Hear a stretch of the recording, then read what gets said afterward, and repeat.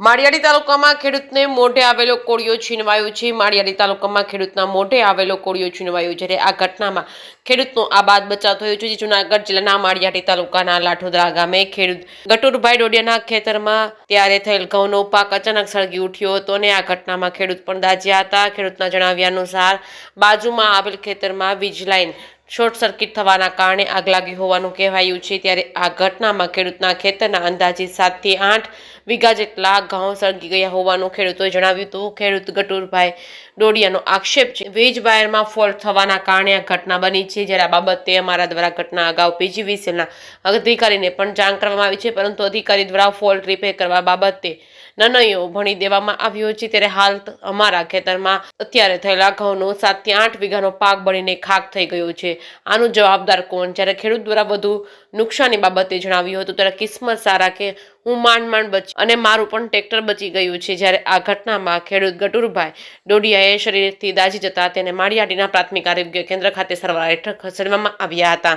ઉલ્લેખનીય છે કે હાલ 2 દિવસથી પવનની ગતિ વધુ છે. ત્યારે વીજ વાયરોની વાત કરીએ તો આ જીવતા વીજ વાયરો મોટે ભાગે લટકતા અને ઢીલા જોવા મળે છે. ત્યારે ચોમાસુ અને રવિ સિઝનમાં ખેડૂતો અને પશુઓને ભોગ બનતા હોય છે. ત્યારે પીજીવીસીએલના અધિકારીઓ માત્ર કાગળ પર જ કામ કરતા હોય તેવું ખુલ્લું પડતું નજરે પડી રહ્યા છે. ત્યારે હાલ આ ઘટના માટે જવાબદાર કોણ તે મોટો સવાલ ઊભો થઈ રહ્યો છે. જે કેસની ગુજરાતી સાથે પ્રતાપ સિસોદિયા, માળિયા હાટીના.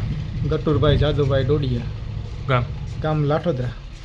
ગટુરભાઈ, હાલ તમારા ઘઉં સળગી ગયા છે. અંદાજે કેટલા વીઘાના સળગી ગયા હોય એવું લાગે છે? 8 વીઘાના ઘઉં સળગી ગયા. કયા કારણે સળગી ગયા હોય એવું લાગે છે? બાજુવાળાને લગભગ કદાચ એનું કહેવાનું છે કાંઈ શોર્ટ સર્કિટ થઈ તારની, બરાબર, એના ખેતરમાંથી સળગીને સીધો અમારા ખેતરમાં આવ્યું. બરાબર. આ બાબતમાં મેં સાહેબને સવારે 10-11 વાગ્યાના આસપાસ ફોન કર્યો હતો, કાંઈ સ્પાર્કિંગ થાય તમે લાઇટ બંધ કરજો. સોલંકી સાહેબને જે બી ફોર્ટ ઓફિસમાં ફોન કર્યો તો કે સાહેબને વાત કરવા, અમે ન બંધ કરીએ. સાહેબે કીધું કે એમ બંધ ન થાય. ઓકે. અને બીજું શું નુકસાની થઈ છે? બસ તો અમે આ પૈસા માનમાં ટ્રેક્ટર હરગી જાત, હું હરગી જાત. હાલ તમારી સરકાર પાસે શું અપેક્ષા છે? હવે આ જે મહિને બેદરકારીને લીધે જે આ નુકસાન થયું, હવે એનો જવાબદાર કોણ?